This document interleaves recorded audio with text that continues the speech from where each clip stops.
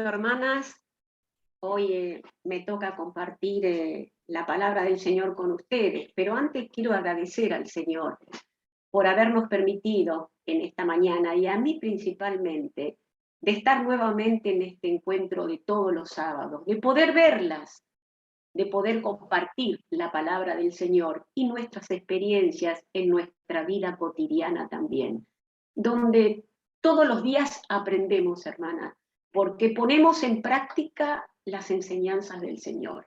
A mí principalmente, más que a nadie, creo en ustedes, es que día a día, momento a momento, el Señor me va enseñando. Y quiero agradecerles a ustedes también, porque ustedes también me enseñan, como fue la práctica de esta mañana, el diálogo de esta mañana. Gracias, hermana. Y hoy, como dijo Moni, vamos a compartir el último de los frutos, del fruto del Espíritu, que es la templanza. Voy a compartir pantalla, hermanas, que me va a servir como guía.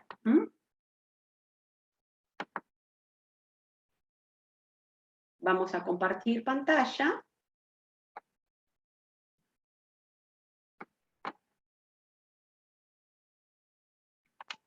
Y vamos a ver.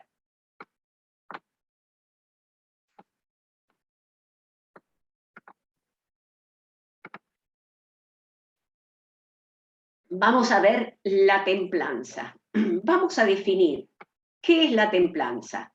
Sabemos que es la última de las virtudes del fruto del Espíritu. El fruto del Espíritu promueve la vida abundante. En este caso se trata de 9 virtudes, ya hemos visto 8. Pero ¿dónde se define el fruto del Espíritu? En la palabra del Señor. Vemos en Gálatas 5, 22, 23. ¿Qué dice del Espíritu?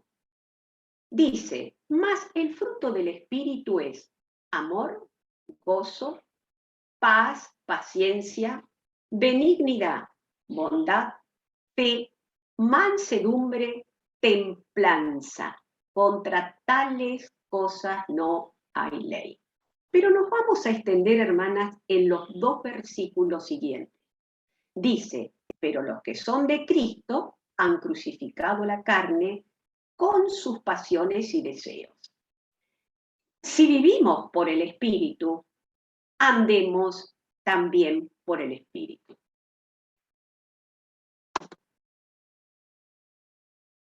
Pero, vamos a ver. Hay un término griego que es egrateia. Ese término griego es un concepto que surge del helenismo. ¿Y a qué se refería? Se refería a la abstinencia, la temperancia como moderación y templanza, la autodisciplina y el autodominio. Entonces, significa el control de uno mismo, conocido también como dominio propio. ¿Y qué es el dominio propio? Es una de las virtudes cristianas cardinales en la templanza, el dominio propio. Se nos amonesta a ser moderados y equilibrados en nuestra forma de ser, en nuestra conducta. Es el dominio propio que actúa en nuestro pensamiento, en nuestro carácter, en nuestra forma de hablar y principalmente en nuestro enojo. El ejercicio del dominio propio refleja el poder de Dios en nuestra vida. La templanza, que es una virtud, le permite al hombre controlar sus pasiones, los vicios y los impulsos, frente a las seducciones de los deseos, los instintos y los placeres. La templanza requiere buen juicio, prudencia, discernimiento, precaución y sabiduría. Veamos la aplicación de egrateia. Es claro que Grateia se usa en oposición a todo lo que es inmoral, libertinaje, que se mencionan como obras de la carne. Vemos, las obras de la carne, ¿qué son? Son manifestaciones nuestras, manifestaciones de la carne. Son los actos del interior del hombre. Ahora, todas las obras de la carne están sin la gracia de Dios. ¿Y qué son las obras de la carne? Son los pecados. Y nosotros sabemos, porque hemos leído, ¿qué son los pecados? Y bueno, ¿qué mejor que la palabra que los define cuáles son? Nos vamos a Gálatas 5, 19, 21. Del 19 al 21. ¿Qué nos dice la palabra? Y manifiestas son las obras de la carne, que son adulterio, fornicación, inmundicia, lascivia, idolatría, enemistades, pleitos, iras, contiendas, disensiones, herejías, envidias, homicidios, borracheras, orgías y cosas semejantes a esta, acerca de las cuales os amonesto, como yo os lo dije antes, que los que practican tales cosas no heredarán el reino de Dios. A ver, las obras de la carne, todos estos pecados luchan entre sí. Ahora, cuando hay dominio propio, hay una unidad y una armonía. Y el dominio propio frente a los apetitos sensuales de la vida. Es un control de los actos y que nos permite mantener un equilibrio sin llegar a ningún tipo de exceso. El apóstol Pablo emplea el término en relación con el obrar del Espíritu de Dios. Así que él no ensalza la voluntad del hombre natural, para nada, sino que nos hace ver que en la vida espiritual abarca el control de las pasiones y los impulsos que son propios del hombre viejo. Bueno, vamos a ver. La templanza, que contribuye a la unidad y a la perfección. En segunda de Timoteo 1:7 nos dice: porque no nos ha dado Dios espíritu de cobardía, sino de poder y de amor y de dominio propio. Y el dominio propio contiene buen juicio. Y vemos en segunda de Pedro 1:6. ¿Recuerdan cuando dicen que a cada virtud hay que añadirle? Y dice: al conocimiento, dominio propio; al dominio propio, paciencia; y a la paciencia, piedad. Así que después de tener dominio propio, nos faltan adquirir paciencia y piedad también. La templanza, hermanas, es una virtud que le permite al hombre controlar sus pasiones, sus impulsos. Dijimos, frente a las seducciones y los deseos y los placeres. Es un valor que le permite al hombre tener dominio y control sobre todos sus actos, logrando mantener el equilibrio a través del disfrute de todas las cosas que Dios ha creado, pero sin caer en los excesos, ya que esto se puede transformar en un vicio, en un daño para nosotros. Por ejemplo, el alcohol, podemos tomar un poco de alcohol, podemos comer comida de que nos guste, todo sin llegar al exceso, que pueden ser peligrosos si dejamos de lado la templanza, que es el equilibrio y el control. Por ejemplo, esa palabra, ese término templanza, por otro lado, en las artes, por ejemplo, en el área de la pintura, la templanza es la armonía y la buena disposición de colores.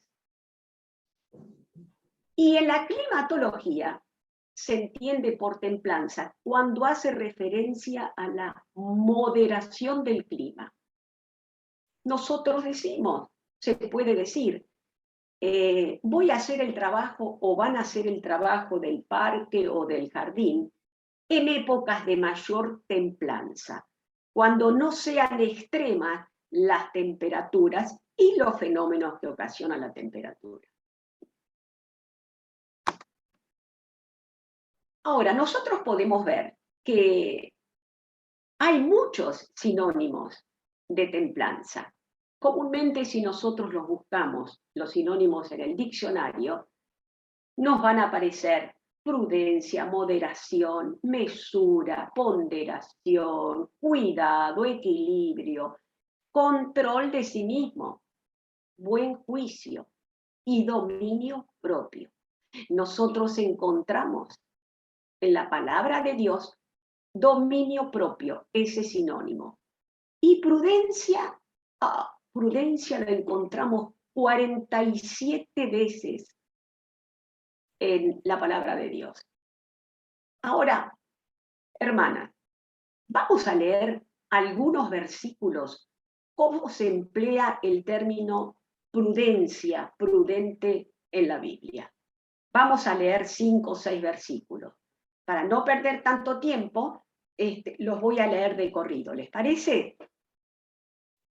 Empieza con la palabra prudente ya en el primer libro de la Biblia. En Génesis 41:33 dice la palabra: por tanto, provéase ahora Faraón de un varón como prudente y sabio, y pónganlo sobre la tierra de Egipto. ¿Cuándo fue? Esto fue en ocasión, hermana, que José interpretó, ¿recuerdan el sueño de Faraón? Y en primera de Samuel 18, 14, 15, dice la palabra: David se conducía prudentemente en todos sus asuntos, y Jehová estaba con él. Y dice el 15, viendo Saúl que se comportaba tan prudentemente, tenía temor de él. Y después la palabra prudente aparece varias veces en el libro de los Proverbios. Vamos a leer 4 o 5. Dice en Proverbios 10:13, en los labios del prudente se halla sabiduría, mas la vara es para las espaldas del falto de cordura. Y en el 11:12 dice, el que carece de entendimiento menosprecia a su prójimo, mas el hombre prudente calla. En el 13:16 dice, todo hombre prudente procede con sabiduría, mas el necio manifestará necedad. Y en el 14:23 dice, en el corazón del prudente reposa la sabiduría, pero no es conocida en medio de los necios. Y en el último de Proverbios dice, en el 19:13, esto es para nosotras, hermana. La casa y las riquezas son herencia de los padres, mas de Jehová la mujer prudente. ¡Qué maravilla! En Amós 5:13 dice la palabra, por tanto, el prudente en tal tiempo calla, porque el tiempo es malo. Y después vamos, hermanas, vemos en el Nuevo Testamento, ¿recuerdan en Mateo 25? Donde dice, haciendo referencia a las 10 vírgenes, que las comparaba con semejante al reino. Dice, 5 de ellas eran prudentes y 5 insensatas. Las insensatas, tomando sus lámparas, no tomaron consigo el aceite. Mas las prudentes tomaron el aceite en sus vasijas, juntamente con sus lámparas. Acá vemos cómo se reitera, cómo se aplica el término prudente y prudencia. Y vemos en la enseñanza de la sana doctrina, hermanas. Nosotros vemos en Tito 2:2. ¿Qué dice referente también al término prudente? Dice que los ancianos sean sobrios, serios, prudentes, sanos en la fe, en el amor y en la paciencia. En el versículo 4 dice que enseñen a las mujeres jóvenes a amar a sus maridos y a sus hijos a ser prudentes, castas, cuidadosas de su casa, buenas, sujetas a su marido, para que la palabra de Dios no sea blasfemada. Y en el último versículo dice, exhorta a sí mismo a los jóvenes a que sean prudentes. ¿Cuántas veces se menciona el término prudencia? Nosotros vimos recién todos los sinónimos, ¿no? De templanza, que eran moderación, mesura, ponderación, prudencia, buen juicio, ¿qué vamos a ver? Dominio propio, control de sí mismo y equilibrio. Y vamos a ver nosotros, como les dije recién, buen juicio. ¿Dónde aparece buen juicio? En Proverbios 8:14. Y dice la palabra, conmigo está el consejo y el buen juicio. Yo soy la inteligencia, mío es el poder. ¿Cuándo vivimos con buen juicio nosotros? ¿Cómo sabemos, cómo podemos saber si vivimos en buen juicio? Cuando permitimos que la palabra de Dios rija nuestros pensamientos, nuestro comportamiento y nuestra conducta. Y nosotros aceptamos los juicios y los principios de Dios. El dominio propio, hermana. Hay mucho por dominio propio. Pero nos preguntamos, ¿yo tengo dominio propio? ¿Tengo dominio propio? Sabemos que el dominio propio es el fruto del espíritu. Pero, ¿qué es exactamente? Pedro describe que el dominio propio, la templanza, debe ser evidente en la vida de alguien que pone toda diligencia para agregar virtud a su fe y crecer en el amor, hermana. Miren, en Hechos 24-25, vamos a leer 3 versículos, hermanas, que son fundamentales. En Hechos 24-25 dice, pero al disertar Pablo, acerca de la justicia y del dominio propio y del juicio venidero, Félix se espantó y dijo, ahora vete, pero cuando tenga oportunidad te llamaré. ¿Recuerdan quién era Félix? Era el gobernador de Judea. Cuando lo detuvieron a Pablo en Jerusalén, lo llevaron adelante de él porque lo iban a juzgar. Y en 2 de Timoteo 1:7. En 2 de Timoteo 1:7 dice, porque Dios, ustedes lo conocen, no nos ha dado espíritu de cobardía, sino de poder, amor y de dominio propio. ¿Recuerdan ese versículo?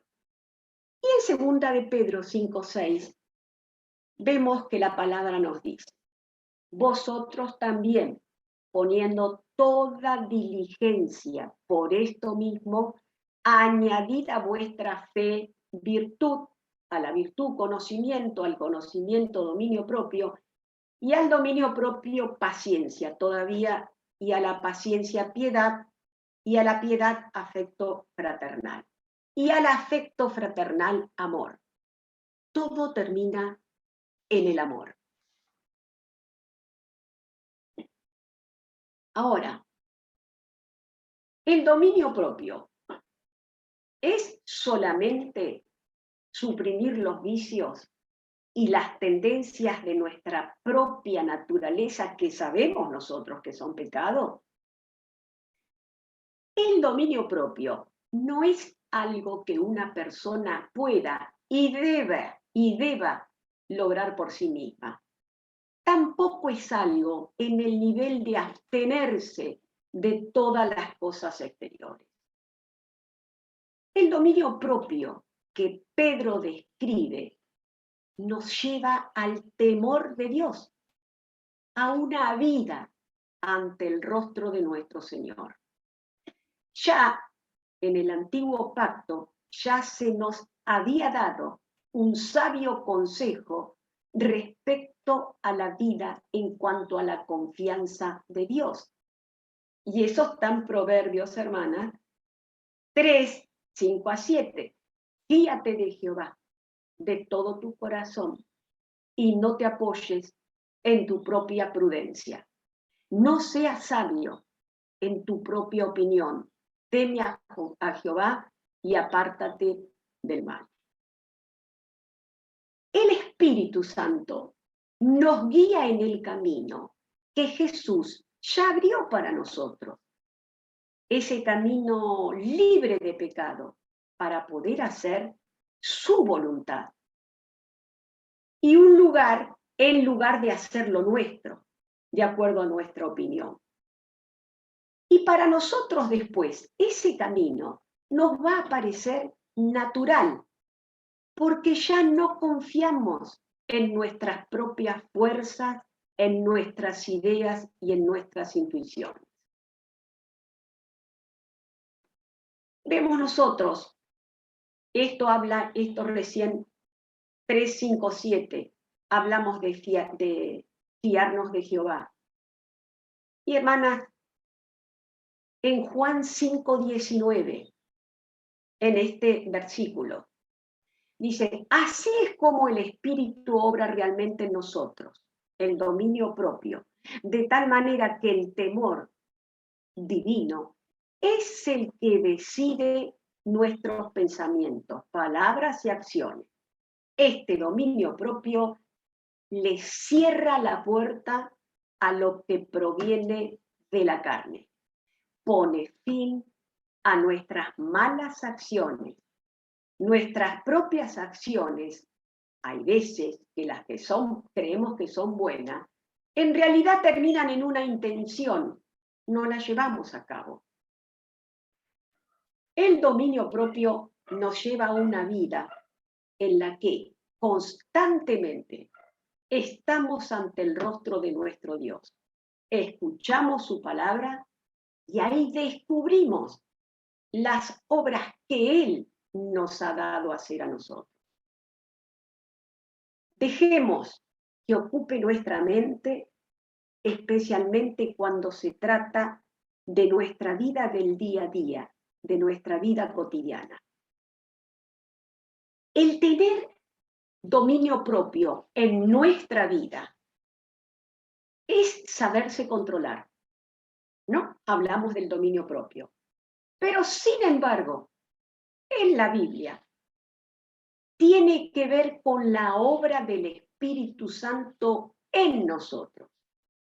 Mientras más permitamos que el Espíritu de Dios nos transforme, más creceremos en el área del dominio propio.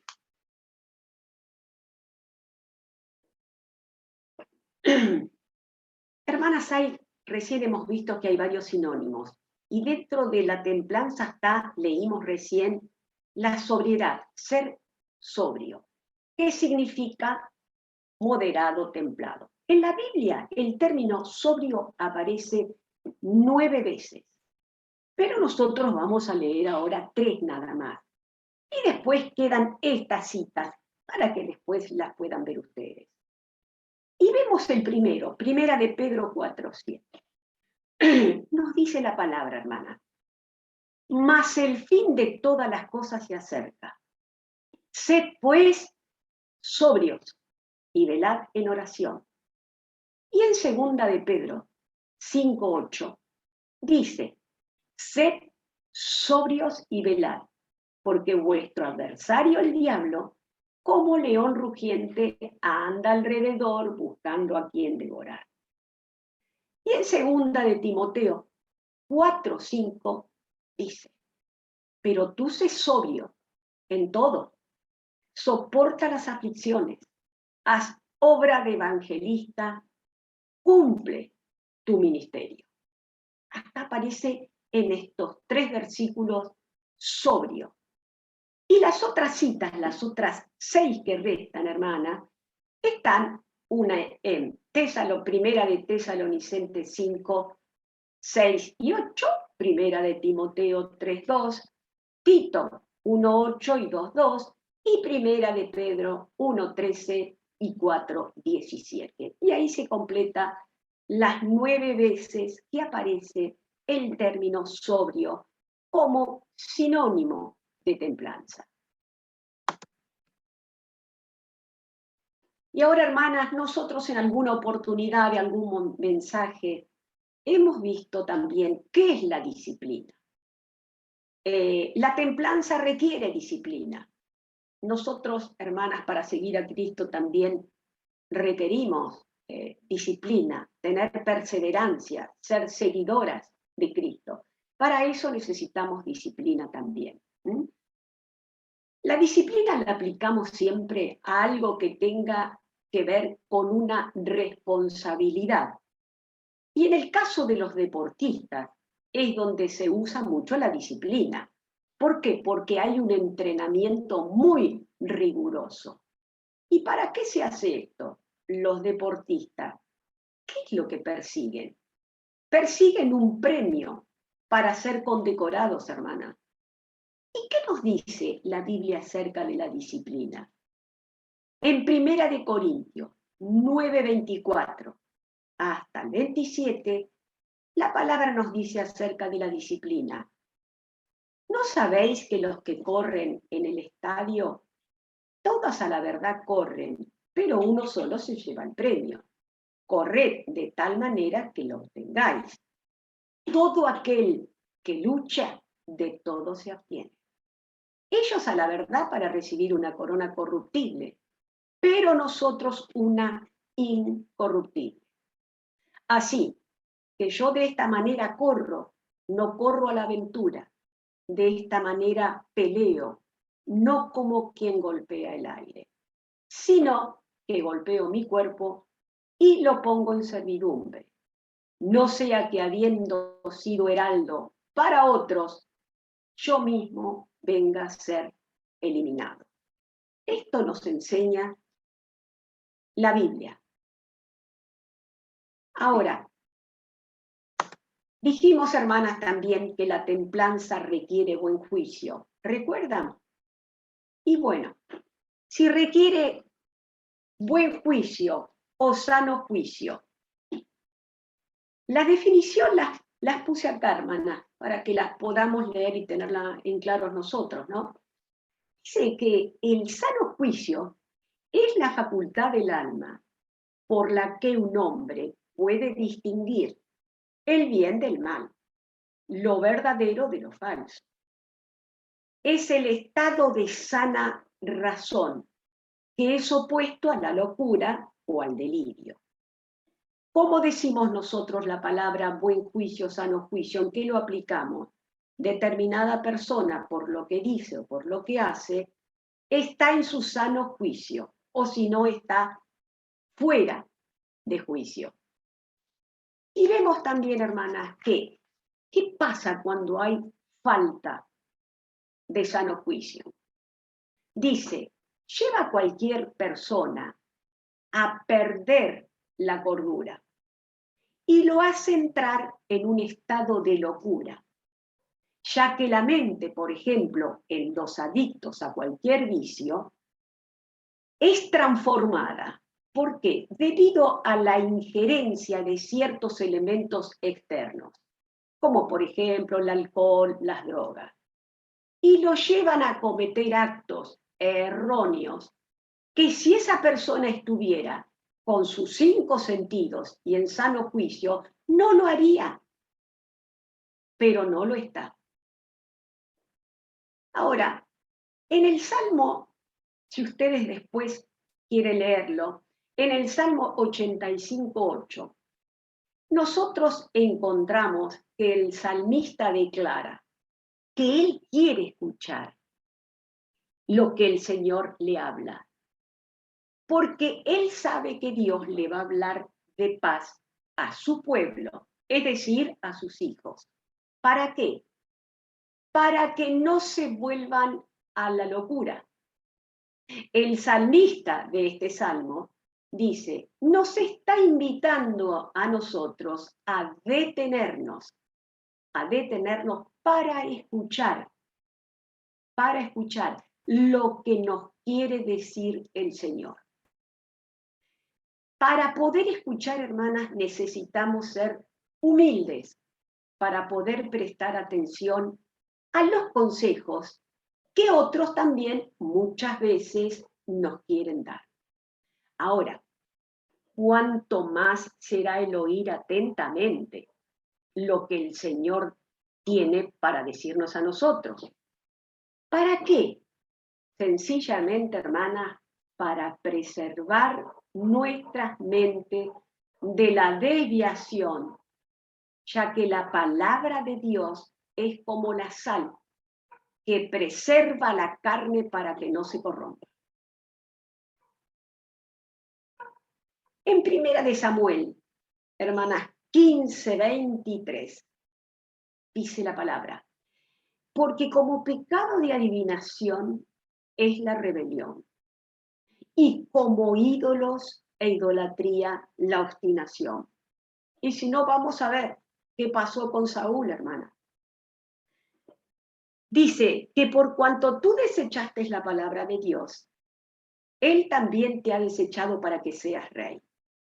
Estas palabras se las dijo el profeta Samuel a Saúl a causa de su locura, su rebelión y obstinación. No obedeció lo que el Señor le había mandado hacer, sino que él hizo lo que a él le pareció bien. Y es que cuando no conocemos, que dice la Biblia, cuando no estamos siendo guiados por la palabra de Dios, estamos en el filo de la pérdida del sano juicio, ya que solamente nosotros, a través de la instrucción de los mandamientos de Dios, ahí entendemos y comprendemos el camino por el que debemos andar. Nosotros leímos previamente Proverbios 3:5, hermana, y nos decía, fíate de Dios de todo tu corazón y no te apoyes en tu propia prudencia. El necio, el insensato, toma sus propias decisiones, no se apoya, se apoya en su propia sabiduría. Y cuando las cosas le salen mal, busca culpables de sus propios errores, hasta y para justificar su propia insensatez. Y acá nosotras nos recordamos siempre este sabio Salmo 119 y que todos los días nos sirve, hermana. 119:5. Lámpara es a mis pies tu palabra y lumbrera a mi camino. Sí, hermana, su palabra nos alumbra, nos ilumina el camino, nos enseña a ser sabios y a no confiar en nosotros mismos, sino a depender del Señor Jesús. Primera de Corintios 1:24, hermana. Dice, más para los llamados, así judíos como griegos, Cristo, poder de Dios y sabiduría de Dios.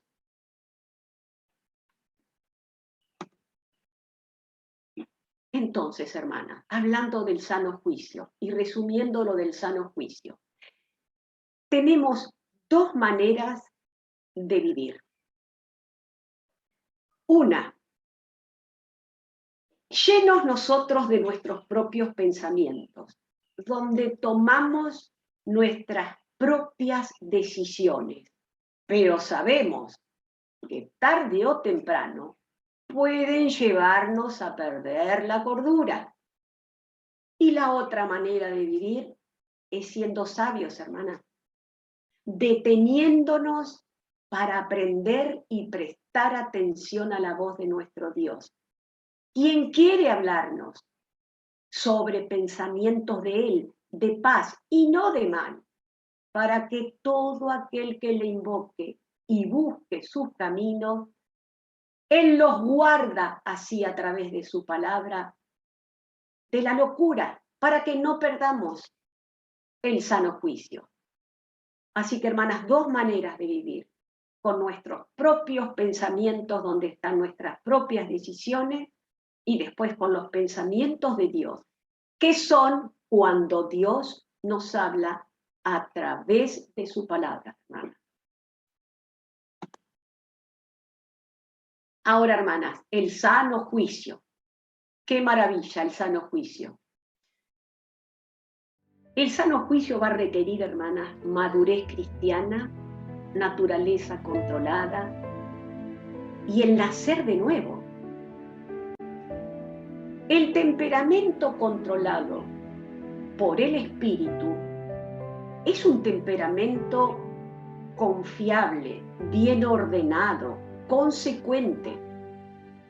No se puede alcanzar madurez cristiana, madurez en Cristo, y ser útil en las manos de Dios si no nos alimentamos continuamente de la palabra de Dios. Toda persona que ha recibido la plenitud del Espíritu Santo manifestará esto, no como resultado de su esfuerzo personal o por desempeñar un rol importante, sino porque el Espíritu controla su naturaleza. Cuando el Espíritu Santo se incorpora en la vida del hombre, enseguida lo que hace es modificar su temperamento, aquello que a Dios no le agrada. El nacer de nuevo, hermana. Todas hemos nacido de nuevo, todas. Es una experiencia sobrenatural y como tal tiene un efecto sobrenatural en los hombres. El grado de modificación, por ejemplo, en nuestro temperamento, va a estar en relación directa con el grado en que el Espíritu Santo llene nuestra vida, hermana. Veamos, Dios no quiere vernos a nosotros dominados por nuestras debilidades y nuestros defectos. Por esta razón envió a su Espíritu Santo. Un examen que hagamos exhaustivos nosotros y siendo honestas nosotros de nuestras debilidades, conociendo nuestras debilidades, va a ser muy beneficioso, porque ahí nosotras mismas estamos señalando qué aspecto de nuestra vida necesita la unción del Espíritu y pedirle al Señor que cambie esa parte nuestra. Recordemos un factor importante, hermana. Si somos cristianos, sí, perfecto, pero no estamos obligados a ser esclavos de nuestra naturaleza y de nuestras debilidades. No, ya hemos nacido de nuevo. Dios utiliza los temperamentos naturales del hombre cuando el hombre está lleno del Espíritu. Dios nos ha hecho con un propósito específico. Por el poder divino, podemos nosotros ser vasijas perfeccionadas, limadas por Dios, de acuerdo a lo que Él quiere que nosotros seamos. No hay nada más que edifique tanto la fe, hermana, como actuar en base a la palabra de Dios. La templanza, hermanas, esta última virtud, es vital para el cumplimiento de objetivos y metas, ya que asegura el dominio de la voluntad sobre los instintos y nos mantiene en el límite de la honestidad, lo cual evita distracciones innecesarias y mejora el desempeño de todos nuestros sentidos. Cada una de estas virtudes, fruto del Espíritu Santo, está relacionada entre sí, de modo tal que quien vive en comunión con el Espíritu de Dios va a manifestar estas cualidades notoria y constantemente, de una o de otra manera. Y hermanas, recordemos lo que dice la palabra acerca de lo que hemos visto también. Y en resumen, hermana, ¿qué dice Romanos 8, 5, 6? ¿Alguna de ustedes quiere leerlo? De acá mismo del slide. ¿Le parece, hermana? ¿Qué dice Romanos 8, 5 y 6?